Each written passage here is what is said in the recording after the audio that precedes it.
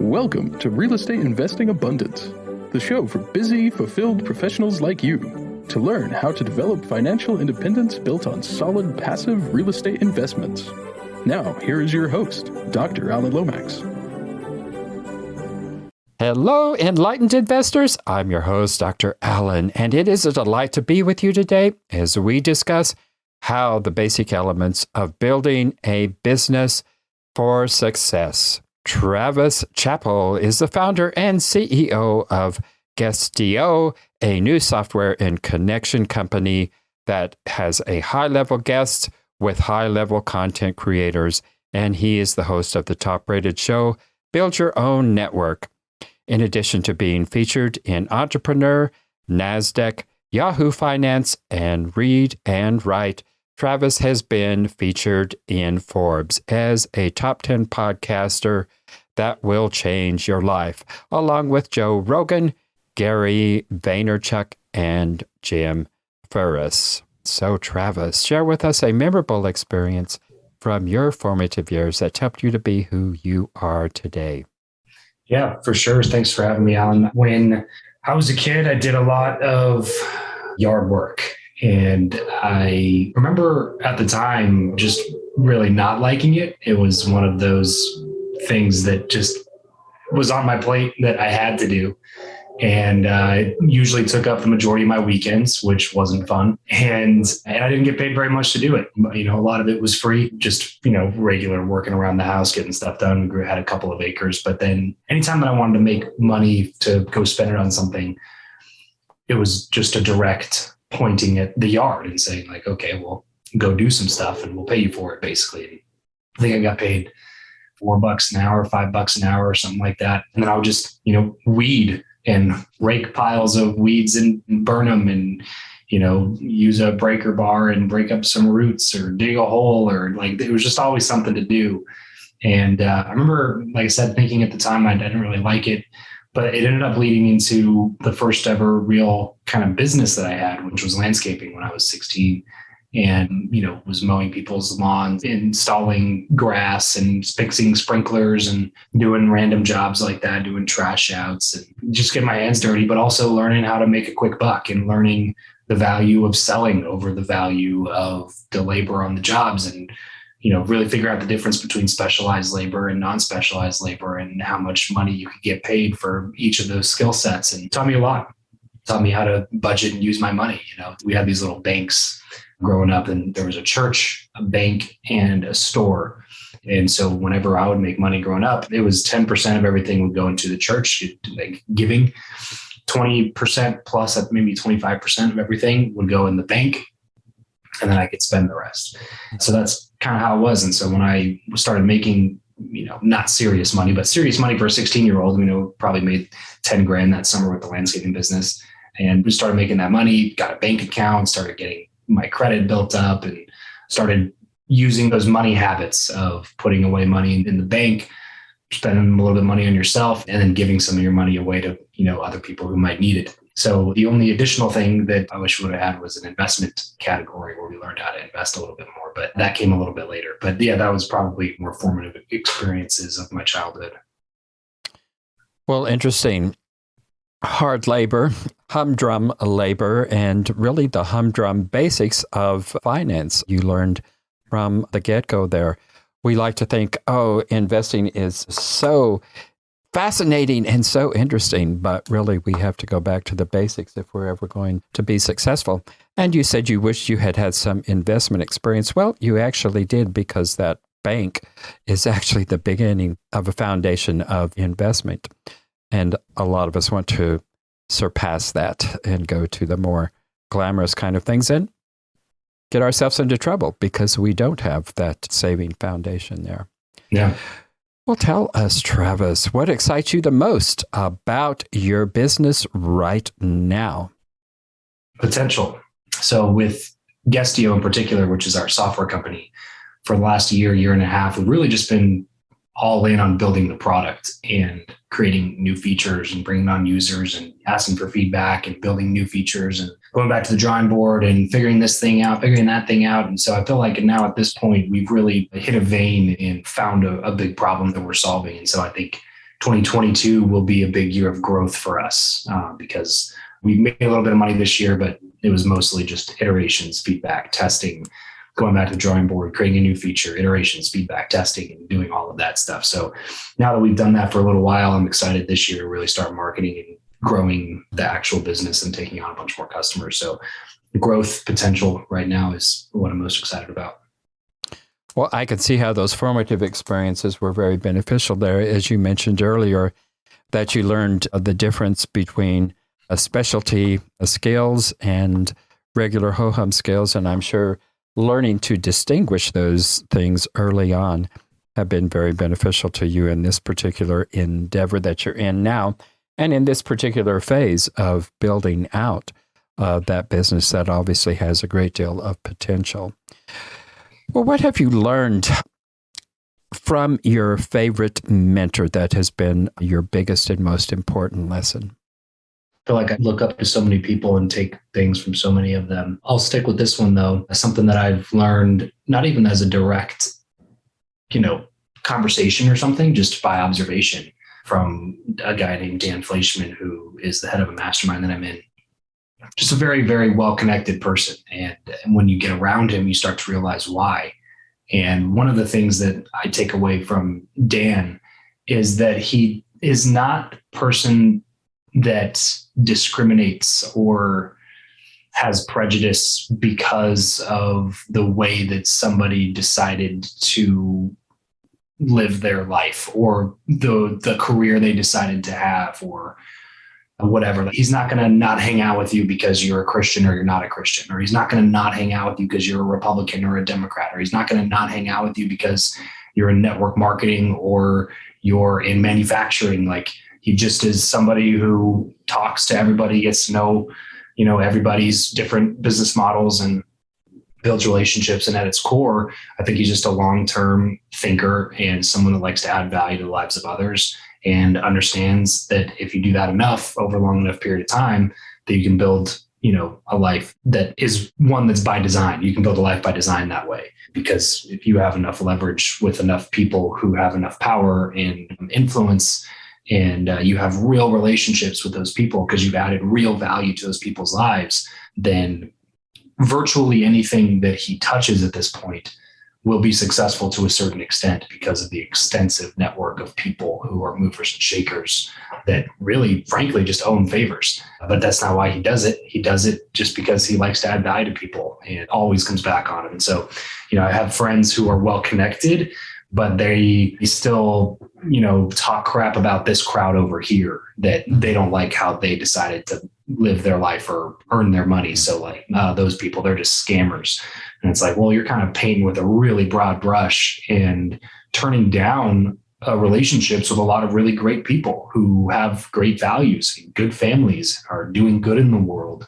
And you're just judging them because of the line of work that they're in, because maybe they didn't get plugged into the same opportunities that you got plugged into. So they took a different route and ended up being really successful. I don't disparage people for any of those decisions. And that's something that I took away from Dan, because you don't see him only hang out with a certain type of person. Like, he'll befriend this person, he'll befriend that person, he'll befriend this person, and just likes to have a bunch of valuable people around him. So that was a roundabout answer, but that's the one. Sounds like a great person to know and to have an influence in your life. Adding value to others just for the sake of adding values is a virtue that all of us could aspire to. Well, what advice would you give to your younger self? There's so much advice I would give to my younger self. I think that we're all that way. We wish you could go back and be 18 again with the information and knowledge that you have. I mean, such is life, right? That's what life is about, is continually learning and growing and becoming a different version of yourself. So if I were to go back to myself and give myself just one really good practical piece of advice, this has everything to do with timing, by the way. It's not timing agnostic. It's just a very practical piece of advice, which would have been at 18 to start a podcast. And like I said, a lot of it has to do with the timing. If I were 18, that puts us back 11 years ago. So it would be 2010, when podcasting had been around for only a couple of years, and it was a lot easier to grow a massive audience of people at the time. But not just for that. It would have been mainly for connections and my own learning. as an 18-year-old if I would have started a podcast at 18, just for my own personal development and knowledge and information on relationships. I think it would have been extremely beneficial. And I probably could have spent the first half of my 20s a little bit more wisely than I did around people and influences that were getting me to think bigger and move faster and things like that, rather than being around people who made me feel like I was doing really well, because I made six figures when I was like 22 for the first time. But like I said, I felt like I was a baller instead of being around people who were making 8 figures and being like, oh, there's another level to this. Let's learn how to get there. It was being around people that weren't making as much as I was. And so I thought I was doing really well for myself, So if I would have started a podcast a few years earlier when I was 18, 19, would have learned a lot, connected with a lot more people, would have, way more downloads, just frankly, because of the timing in the industry. And that could have ended up being a huge revenue driver for the business if you could have taken advantage of the trend at the time. That's always the piece of advice I would give my younger self, because I know that it would benefit me in an exponential way with the knowledge and the information, the connections. And then you add on top of that the timing of the industry. I think it would be, a no-brainer to get started back then. Yeah. We'll be right back after a brief announcement. Are you a busy professional, passionate about the work of your calling, yet realize that even though you love what you are doing, you're exchanging your time for money? You know that if you were to lose the ability to exchange time for money, your financial well-being will be in jeopardy. If you can relate, I have great news. Steed Tucker Capital is an investment company designed for professionals to develop financial independence built on solid passive real estate investments. Remove the anxiety of an uncertain financial future and go to steedtucker.com. Get your free one-page 10-step guide to passive real estate investing. For sure. Well, interesting that you would say you would have started podcasting earlier and gave us several reasons why. I have heard people proudly say that they have absolutely no regrets in life. And I always shake my head and go, clearly, you just have never done any introspecting. But I just don't know how we can grow and learn without introspection. And when we introspect, certainly there's going to be things that we can obviously look back on and say we could have done differently and better and probably sooner. Well, how do you go about evaluating a good business deal? Most of the time I throw it to somebody else. That's really my biggest thing, is I have a trusted mentors, friends, advisors, whatever term you want to put on it. If it's a big enough decision, I usually throw it out to a small council of people that are experts in the particular domain that I'm asking about. I think that's a very important caveat. You might have people that you trust, but can they help you make a decision on whether or not to invest into this real estate deal? Maybe not. If you have 3 or 4 real estate focused people, then they could probably help you out with that. If you are looking to whether or not, to bring on a new hire and you're talking to that same real estate person, they may not be able to help you because maybe they just evaluate real estate deals all day. But you have 3 or 4 founder friends that are entrepreneurs and have grown teams from 0 to 200 people, they could probably give you some help or advice on that. So I almost always throw it to somebody who I think is a lot smarter than I am, who's had to face the decision a lot more than I have, and throw it out to them, which is another reason why I view networking and podcasting as being so important, because any of the big leaps or steps forward that I've taken have almost always been a direct result of a conversation with somebody that's just smarter than I am, somebody who's been there and done that, has more experience, has a better degree, has more knowledge, has better relationships. I go to somebody who I perceive as being qualified and somebody who I perceive as being trustworthy, and I ask them what they would do. I like how you phrase that, a council of people. Gosh, I wished I had done that more in my life rather than just plunging ahead with my own knowledge. So many different things in life could have been so different had I counseled with knowledgeable people before plunging headfirst into various different things. Yep. Don't got to reinvent the wheel. Most of the time somebody else has already figured it out or at least gone through something similar. So digest some of that information, read a book about it. If you're listening to this right now and you don't have a ton of mentors and you want to get around more people, go get around more people and find more people that you can throw questions like that to. But in the meantime, And there's YouTube, there's Google, there's podcasts, there's audiobooks, there's books, there's so much knowledge information out there. Like I said, you have to find the people that you trust to give you good information and the people that are qualified to give you that information. You have to be able to trust them that they know what they're talking about and trust them that they have your best interests in mind. And those would be the two filters that I would run any of the content that you find online through, because a lot of people don't have your best interest in heart. They have their best interest in heart, and they just have a program to sell you. And by the way, buying programs isn't a bad thing. But if it's somebody that is actually caring about the results, somebody who's trusted and somebody who has a name for themselves and they deliver, like, that's a different question. So just be smart about it, but get around those people because they'll help you shorten your learning curve significantly and save you a ton of time, which is why I always am willing to invest money into a lot of groups and masterminds and programs and things like that, because if you can shave a year off of my learning curve, that's a lot of money that's worth to me. You know what I mean? If you can save 3 years, 6 months, like, it's all about compressing the amount of time that it takes you to figure something out, in my opinion. So getting around mentors is the easiest accelerant to me. Very good advice there. Well, thinking about your daily, weekly, monthly habits, which is your single habit that gives you 80% of your results? I guess I should say single best habit. There's probably more than one, but your single best habit. I mean, it's got to be relationships. I run my podcast called Build Your Network, talk a lot about relationships. My software essentially connects people to each other. For me, it's all about relationships. And so that's the habit in my life that I continually come back to, doing things like this, jumping on other people's podcasts, interviewing people for my podcast. I look at that, to me, is 100% networking activities. And that's shaking more hands, knowing more people, having great conversations with people who are doing things in the world is mostly always a good use of my time. Even if the other person doesn't have an audience, if they're just starting their show, that doesn't bother me. Like, we'll have a good conversation if they're a cool person to connect with anyway. And you never know how it comes back on you. That's the beauty of networking. It's the beauty of relationships. And then one thing I just want to throw out there is my gym time is a pretty big indicator of whether or not I'm doing well or doing poorly. I just, for some reason, can't separate it. I can't separate my physical health and activity level from my energy to get things done in my business as well. So that would just be another aside there. Well, excellent. That's exactly what I would have said is networking and building relationships. Well, what is it that you mentioned the potential in your business? So what is it that you are focused on primarily right now in terms of your business and bringing that into fruition?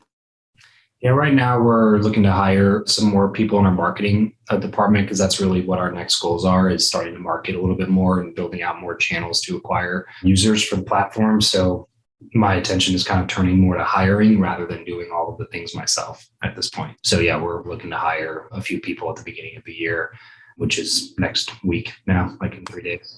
Yeah, so it's just about there. Yeah. Yeah, we're looking to hire a few more people and then start marketing the product a little bit more, spending a little bit more money and time and energy focusing on acquiring customers rather than creating features. Well, Travis, tell our viewers and listeners how it is that they can connect with you and what is it that you primarily have to offer.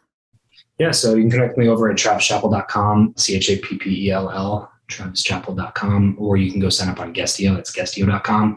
Basically, if you are a guest speaker or you want to be a guest speaker on podcasts or virtual events or blogs or whatever, then create a free account on Guestio. It's totally free. You can build out your media kit profile. You can accept pitches. You can do pitching. You can do scheduling, messaging, have a calendar view of upcoming podcast interviews or whatever it is that you're booking on the platform. Just use it, check it out, try it out. It's totally free. You can use it for free forever if you wanted to. We can upgrade to Pro, which is obviously more for some of the serious users that are wanting to get booked on a lot of podcasts, get their message out there, just tell their story more accurately, connect with more people. So it's really just a marketplace built for cultivating those genuine connections and better conversations for people. So guestio.com, that's guestio.com. Go check it out, create a free account, and let us know what you think. Well, sounds like a wonderful service. And a lot of our viewers and listeners, I know, will be excited to get involved with that. Well, Travis, before we go here, Share with us one of your most difficult setbacks in life, and how did you come through that time, and what was the primary lesson you learned from that experience? Sure. So for me, I always go back right before I started anything online. And at the time I was in my early 20s, I had just come off of my first six-figure year. When I was in sales, I was doing 100% commission, door-to-door sales. And the opposite of what I thought was going to happen ended up happening at the end of the year, which was I ended up feeling not disappointed, but not excited about the money that I had just made. And it was a weird counterintuitive event because most people, if you're in your early 20s and you make six figures, you're really stoked about it. And I think I realized, first of all, how that wasn't that much money, which was kind of disheartening. It was like such a goal for a while, when I was doing sales, and then I did it. And then I realized that like, oh, wow, that's really not that much money if you want to, go experience some cool things in life and, have the quality of life that you really want. Like six figures is really not that much. It goes pretty fast. Yeah. Yeah. Right. Especially, when you're living in California or somewhere that's not a cheap place to live. So I think that was the first thing. But then the second thing was that I knew at that point that I didn't want to keep doing what I had done to make that six figures, which was a really difficult moment of realization for me because at the time I was just like, oh my gosh, well, what do I do then? I had just come out of kind of a cult-like religion growing up. And when I graduated from college, I graduated with the intention of going into ministry. It took me like 3 months to realize I didn't want to do that. And so I had a unaccredited Bible degree and I had door-to-door sales experience. And that was the only things that I had. The problem was that I knew I didn't want to go into ministry. So that makes the degree useless, even more useless than an unaccredited Bible degree is. And then I had door-to-door sales experience, but that was also useless because I didn't want to be in door-to-door sales anymore. Not to, throw shade at that industry. It's a great industry, but I didn't want to be doing that when I fast forwarded the clock and looked at 32-year-old Travis. I was like, if I'm still knocking doors when I'm 32, I don't know if I'm going to be happy with that. So it was kind of back to square one. It was like, well, what do I do now? Except at that point I was 23 and I had a mortgage and I had a wife and I had bills that were coming in. I didn't have the luxury of just sleeping on my parents' couch till I figured it out. You know what I mean? I had stuff to do. So my wife was working at the time, luckily. So she was, paying the majority of our bills. And then I took off like probably 5-6 months where I just didn't know what I was doing. It was the first time in my life I ever dove into personal development. It was kind of a life-changing thing for me because it was just back against the wall. I didn't really know what else to do or where to turn. And that's when I started listening to podcasts and listening to audio and even reading books, which if you would have known me before, you've been like, wait, what? My whole family's still surprised that I'm kind of the nonfiction reader in the family because I never read growing up and nobody could get me to read and I hated it. But very quickly as an adult, you have a moment of fear, you're back against the wall, you'll start doing a bunch of stuff to try to get out of that situation. And so I was reading, I was learning as much as I could. And that's when I ultimately decided to go into podcasting and start learning how to make money online because I figured I'm a millennial. I know that the world is moving toward everything more online. By the time I'm in my 30s or 40s, like the majority of commerce is going to be done online. So I should probably learn this stuff, next. Mm-hmm. And so that's when I started the show. And it was still a long, grueling process before I started making money and making real money and then doing it full time and then turning it into another business and then starting the software company and raising capital. Like all of that has unfolded over the last few years. But starting the show and moving online was at least a step in the right direction. And it was something that empowered me to be able to make the decisions that I needed to make for my future. And it allowed me to scratch the itch of connecting with people and growing my own network, give me the potential to make money through the audience that I'd built. So there's a lot of good things that happened there. But yeah, it was pretty rough there for a few months where I just had no idea what I was doing and didn't know how I was going to make money, didn't know how I was going to support my family. And the way that I got out of it, to me personally, looking back, I think it's pretty clear that, well, first off, I was back in the gym. I was taking care of my health, but also it was just more personal development than I ever done in my life in that 6 months, podcasts, books, audiobooks, whatever I could get my hands on, I did. And I think that's ultimately what ended up kind of helping me form the right decision-making process, create a new mindset for myself, have a better relationship with money, a better relationship with people, expose some blind spots. Like there's a lot of stuff that happened that period of time. And I think personal development was the reason why. Yeah, it sounds like a very, I don't know what you would call it, dramatic time in your life. Sounds like there was significant interpersonal growth. And probably not something you were actually expecting as you went into that time in your life. But it sounds like it was an amazing period. We need those times, and oftentimes we don't stop and accept the lessons that come from those times. But fortunately, you were able to do that. And fortunately, it's good that you did. Yeah, yeah. Well, Travis, it has been a pleasure having you, and I'm glad I've gotten to know you. Interesting life you've had and interesting trajectory to your life. So thank you for taking the time to be with us. It's been a pleasure having you on the show with us today.